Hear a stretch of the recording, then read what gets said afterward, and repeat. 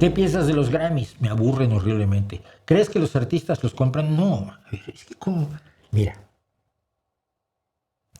ese tipo de afirmaciones a mí me alarman muchísimo.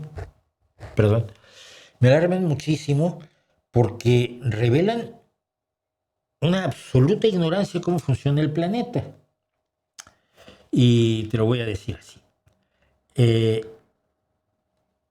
Hay una organización de la industria para celebrar lo mejor de la industria. ¿Qué objetivo tiene una organización de la industria? Vender mucho de lo que producen los dueños, los que son parte de la industria, ¿no? En este caso, las disqueras y ahora los servicios de streaming. Entonces, ellos tienen todo el dinero del mundo. Y tú te llamas Frus Fruni y quieres comprar un Grammy. No tienes dinero, no tienes posibilidad de comprarlo.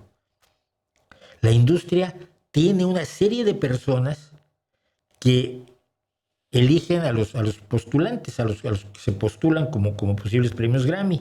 Y luego los propios músicos votan. ¿Cómo compras eso? Es que es como Donald Trump diciendo que las elecciones primarias en California están amañadas, ¿no? Es totalmente idiota, es absolutamente premio Elton, ¿no? Entonces, pues no creo que lo compre, no creo que se compre. ¿Cómo?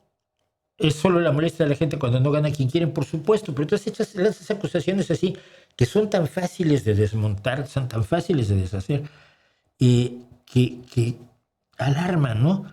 Yo he hecho concursos donde la gente vota y gana aquel que tiene más votos. Cuando hicimos el premio Calpa, que durante muchos años se dio en México al mejor cuento de ciencia ficción del año, votaban los escritores y votaban los lectores.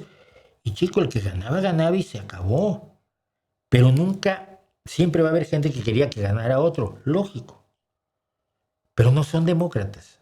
Entonces, prefieren decir, no, mira, esto lo están vendiendo, esto está amañado. Es la actitud de Donald Trump. Mira, por favor, no seamos, nunca seamos Donald Trump.